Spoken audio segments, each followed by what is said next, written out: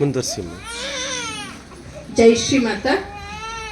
ಇವರು ನೆಕ್ಸ್ಟ್ ಸಿಂಧು ಅಂತ. ಇವ್ರ ಮದುವೆಗೂ 10 ವರ್ಷ ಆಗಿತ್ತು. ಇವ್ರಿಗೂ ಮಕ್ಕಳಿರ್ಲಿಲ್ಲ. ಇವ್ರಿಗೂ ಇವರು ಎಲ್ಲ ತರ ದೇವಸ್ಥಾನಗಳಿಗೆ ಎಲ್ಲಾ ತರ ಟ್ರೀಟ್ಮೆಂಟ್ಗಳಾಗಿತ್ತು. ಮಕ್ಳಾಗೋದೇ ಇಲ್ಲ ಅಂತ ಆಗಿತ್ತು. ಇನ್ನೇನು ಮಕ್ಳಾಗೋದೇ ಇಲ್ಲ ಅಂತ ಹೇಳಿದ್ದಾರೆ ಅಂತ ಹೇಳ್ತಾ ಇದ್ರು. ಮತ್ತೆ ಅವ್ರಿಗೆ ಪ್ರೆಗ್ನೆನ್ಸಿ ಕನ್ಫರ್ಮ್ ಆಗ್ತಾ ಇತ್ತು. ಆದ್ರೆ ಪ್ರೆಗ್ನೆನ್ಸಿ ಕನ್ಫರ್ಮ್ ಆದ್ಮೇಲೆ ಮಕ್ಕಳು ನಿಲ್ತಾ ಇರ್ಲಿಲ್ಲ. ಕ್ರೋಮೋಸೋಮ್ ಪ್ರಾಬ್ಲಮ್ ಆಗಿ ಮಗುಗೆ ಪ್ರಾಬ್ಲಮ್ ಆಗ್ತಾ ಇತ್ತು. ಮಗು ತೆಗಿಸ್ಬೇಕಾಗ್ತಾ ಇತ್ತು. 2 ಸಲ ಅದೇ ತರ ಆಯ್ತು. ಡಾಕ್ಟರ್ ಇನ್ಮೇಲೆ ನಿಮ್ಗೆ ಏನೇ ಆದ್ರೂ ಅದೇ ತರ ಪ್ರಾಬ್ಲಮ್ ಇದ್ದೇ ಇರುತ್ತೆ, ಅನುವಂಶೀಯವಾಗಿ ಬಂದಿರೋದು ಅದು ಪ್ರಾಬ್ಲಮ್ಮು, ಅದು ಆಗ್ತಾನೆ ಇರುತ್ತೆ, ನಿಮಗೆ ಮಕ್ಕಳಾಗೋದೇ ಇಲ್ಲ ಅಂತ ಹೇಳಿದ್ರು. ಅವಾಗ ಹೊಳಲ್ಕೆರೆನಲ್ಲಿ ಅಪ್ಪಾಜಿಯವ್ರ ಸತ್ಸಂಗಕ್ಕೆ ಬಂದು ಅಪ್ಪಾಜಿಯವ್ರ ಹತ್ರ ಆಶೀರ್ವಾದ ತಗೊಂಡ್ಮೇಲೆ ನ್ಯಾಚುರಲ್ ಆಗಿ ಪ್ರೆಗ್ನೆನ್ಸಿ ಕನ್ಫರ್ಮ್ ಆಯ್ತು.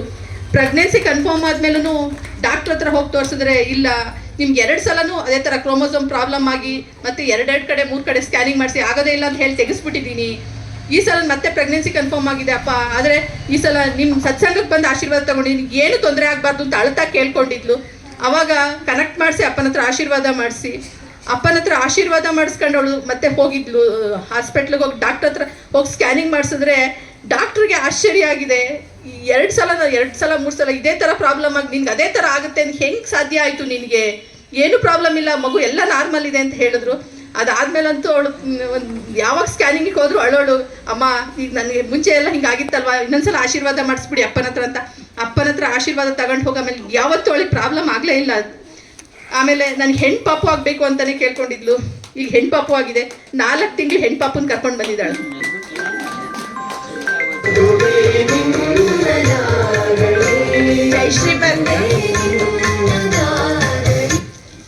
ಜೈ ಶ್ರೀಮಾತ.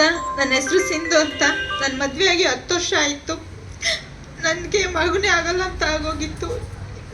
2 ಮಗುನು ಒಂದು 4 ತಿಂಗಳಲ್ಲಿ ಚೆನ್ನಾಗಿರಲ್ಲ, ತಗ್ಸ್ಬಿಡ್ರಿ ಅಂತ ಹೇಳೋರು. ರಿಲೇಷನ್ ಮದುವೆ ಆಗಿದ್ದೀರಾ ನೀವು, ಅಪ್ಪ ರಿಲೇಷನ್ ಮದುವೆ ಆಗಿದ್ದೀರಾ, ನಿಮ್ಗೆ ಹಿಂಗೆ ಆಗುತ್ತೆ, ನಿಮ್ಗೆ ಮತ್ತೆ 2ನೇದು ಆಯ್ತು, ಅದು 8 ತಿಂಗಳಲ್ಲಿ ತೀರೋಗ್ಬಿಡ್ತು. 2 ಮಕ್ಕಳು ಹಿಂಗೆ ಆಗಿ ನನಗೆ 4 ಮತ್ತೆ ಅಪ್ಪನ ಆಶೀರ್ವಾದಕ್ಕೆ ಒಳಕೆರೆಗೆ ಕರ್ಕೊಂಡು ಹೋದ್ರು. ಅಪ್ಪನ ಆಶೀರ್ವಾದ ತಂದು ಅಪ್ಪ ಕಳ್ಸೋ ಎಲ್ಲಾ ವಿಡಿಯೋಗಳನ್ನ ನೋಡ್ತಾ ಇದ್ದೆ. ಬರೀ ಅಲ್ಲಿ ಹೋಗಿ ಬಂದು 3 ತಿಂಗಳಿಗೆ ಪ್ರೆಗ್ನೆಂಟ್ ಆದೆ. ನ್ಯಾಚುರಲ್ ಆಗಿ ಯಾವ ಹಾಸ್ಪಿಟ್ಲಿಗೆ ಹೋಗೋದು ಬೇಡ, ಏನು ಬೇಡ ಅಂತ ಸುಮ್ಮನಾಗ್ಬಿಟ್ಟಿದ್ದೆ. ಇನ್ನೇನು ಆಗಲ್ಲ ಅಂತ ಹೇಳಿದ್ದಾರೆ ಅಂತ ಸುಮ್ಮನಾಗ್ಬಿಟ್ಟಿದ್ದೆ. ಆದ್ರೆ ಅಪ್ಪ ಕರ್ಕೊಂಡು ಅಪ್ಪನ ಹತ್ರಕ್ಕೆ ಹೋಗಿ ಆಶೀರ್ವಾದ ತಗೊಂಡು ಬಂದೆ. ಅದೇ ತಕ್ಷಣ 3 ತಿಂಗಳಿಗೆ ನೀರು ನಿಲ್ತು. ಆಮೇಲೆ ಮತ್ತೆ 3 ತಿಂಗಳಲ್ಲಿ ಹತ್ಕಂತ ಫೋನ್ ಮಾಡಿದ್ದೆ, ಅಮ್ಮ ನನಗೆ ಈ ಥರ ಮತ್ತೆ ಸ್ಕ್ಯಾನಿಂಗಿಗೆ ಹೋಗಿ ಭಯ ಆಗ್ತೈತೆ, ಅಪ್ಪಾಜಿ ಹತ್ರ ಒಂದ್ಸಲ ಕನೆಕ್ಟ್ ಮಾಡಿ ಆಶೀರ್ವಾದ ಮಾಡ್ತಮ್ಮ ಅಂತ. ಅಲ್ಲಿ ಅಪ್ಪಾಜಿ ಹೇಳಿದ್ರು, ಏನಕ್ಕೂ ಹೆದ್ರು ಬೇಡ ಈ ಸಲ. ಅವಾಗಂತೂ ನಾನಿರ್ಲಿಲ್ಲ, ಈಗಂತೂ ನಾನಿದ್ದೀನಿ, ಏನಾಗಕ್ಕೂ ಬಿಡಲ್ಲ ಅಂತ ಅಪ್ಪಾಜಿ ಹೆಂಗೆ ಹೇಳಿದ್ರು ಹಂಗೇನೆ ಪ್ರತಿ ಸಲ ಸ್ಕ್ಯಾನಿಂಗಿಗೆ ಹೋದಾಗ ನನಗೆ ಪ್ರತಿ ಸಲ ಸ್ಕ್ಯಾನಿಂಗಿಗೆ ಆಶೀರ್ವಾದ ಮಾಡಿ ಅಪ್ಪಾಜಿ ಕಳಿಸ್ತಿದ್ದು. ನಾನು 7 ಸಲ ಸ್ಕ್ಯಾನಿಂಗ್ ಮಾಡ್ತಿದ್ದೀನಿ ಅಂದ್ರೆ ಅಪ್ಪಾಜಿ 7 ಸಲ ಆಶೀರ್ವಾದ. ನಾನು ಇಲ್ಲೇ ಅವ್ರು ಏನು ಹೇಳೋರು ಅಲ್ಲೋಗಿ ಡಾಕ್ಟ್ರ್ ಹತ್ರ ಅದೇ ಬಾಯಾಗ ಅವರು ಅಷ್ಟೇ ಎಲ್ಲ ಚೆನ್ನಾಗೈತೆ, ಏನು ಪ್ರಾಬ್ಲಮ್ ಇಲ್ಲ ಅಂತ ಎಲ್ಲ ಚೆನ್ನಾಗಾಗಿ ಕೊನೆಗೆ ಪಾಪು ಡಿಲಿವರಿಗೆ ಹೋದಾಗ ಪಾಪ ತೂಕ ಕಮ್ಮಿ ಇದೆ ಅಂತ ಆಗಿತ್ತು. ಆಮೇಲೆ ಅಪ್ಪಾಜಿ ನಾನು ಇದ್ದೀನಿ, ಏನಾಗಲ್ಲ, ನನ್ನ ಮೊಮ್ಮಗು ಆರೋಗ್ಯವಾಗಿ ನೋಡ್ಕೊಳ್ಳೋ ಜವಾಬ್ದಾರಿ ನಂದು ಅಂತ ಹೇಳಿದ್ರು. ಹಾಗೆ ಅಪ್ಪಾಜಿ ಹೋದಾಗ ಆಪರೇಷನ್ಗೆ ಹೋದಾಗ ಅವರು ಮಗು ತೂಕ ಕಮ್ಮಿ ಇದೆ, ಏನಾದ್ರು ಪ್ರಾಬ್ಲಮ್ ಆದ್ರೆ ಐಸಿಯುಗೆ ಇಡ್ಬೋದು ಅಂತ ಮುಂಚೆನೆ ಹೇಳಿ ಎದುರಿಸ್ಬಿಟ್ಟಿದ್ರು. ಮತ್ತೆ ಪ್ರತಿಭಾಮಗ್ ಫೋನ್ ಮಾಡಿದೆ ನಾನು. ಅವ್ರು ಹೇಳಿರು, ಪುಟ್ಟ ಅಪ್ಪ ಇದ್ದಾರೆ, ಏನು ಚಿಂತೆ ಮಾಡ್ತೀಯ ನೀನು ಅಂತ.